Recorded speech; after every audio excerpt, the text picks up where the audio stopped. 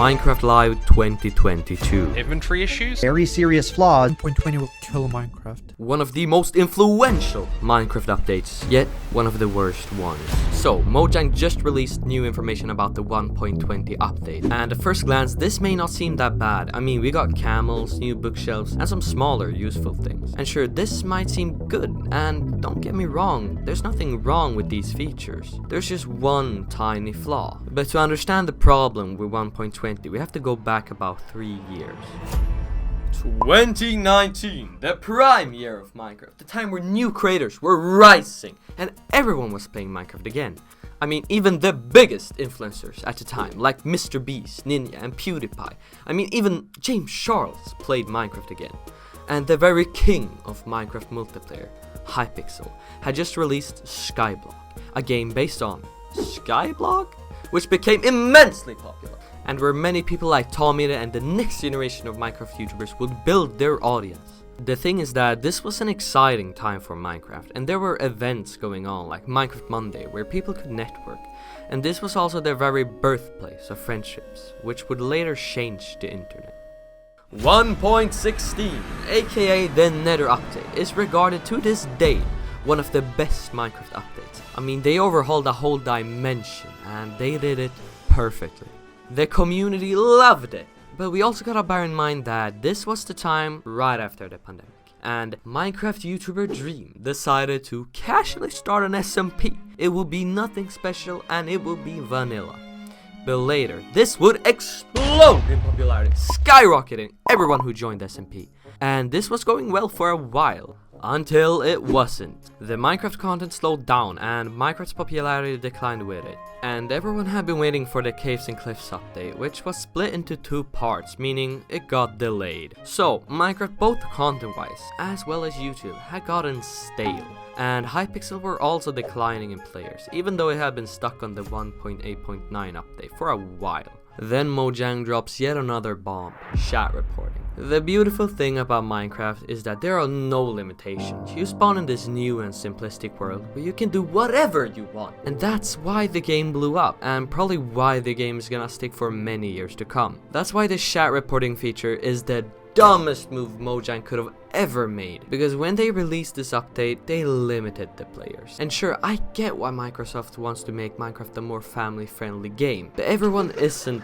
family-friendly, and servers like 2b2t depend on anarchy, and this includes anarchy in the chat. Plus, this can easily be taken out of context. For instance, if I tell you to jump off a cliff in-game, and that person reports me, will I get banned for something taken out of context because Mojang can't be sure if I meant that IRL or in the actual game? This brings us to today. Today, Minecraft is in 1.19.2, and this is the mild update. Sorry, I meant the wild update. This update, Mojang made many promises of making the game more aesthetic and generally making the game feel more ambient.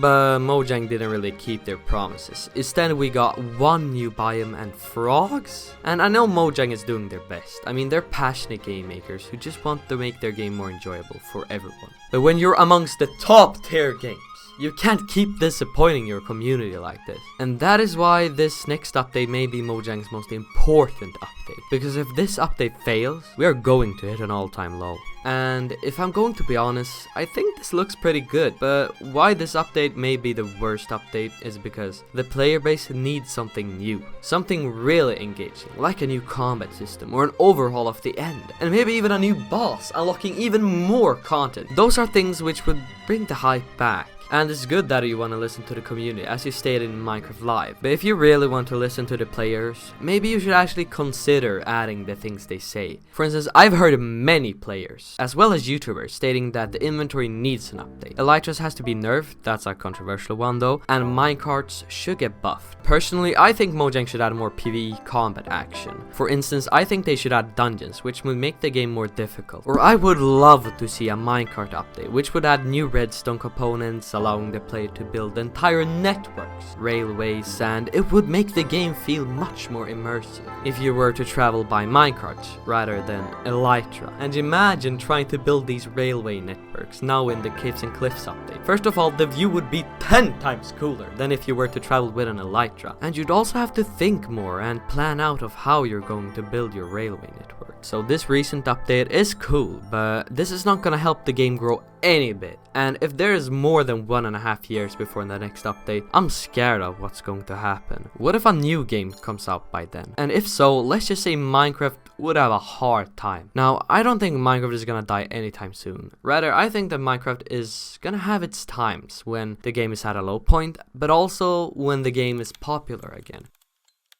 Because we all get that urge once or twice a year to start a new SMP with our friends, and this game is too engraved in our childhoods and who we are. Regarding content creators, I think Minecraft may be lacking some content right now, but I can tell you this for sure, that content creators rises and falls like the sun, and what we've seen these last 3 years is a second generation of content creators rise with Minecraft. And there was a time where, for instance, Dream or TommyInnit were sitting with 0 subscribers, watching the night sky with a burning desire to one day become one of the most influential Minecraft YouTubers to ever exist. And that inspiration, that spark, was lit by none other than the first generation of Minecraft YouTubers. And now that the second generation of Minecraft YouTubers having affected millions of people, I think that right now there's a third generation, like myself, having that same desire to one day become the #1. And that's why the game will never ever die. As a wise man once said, someone might be placing their last block, logging out for one last time.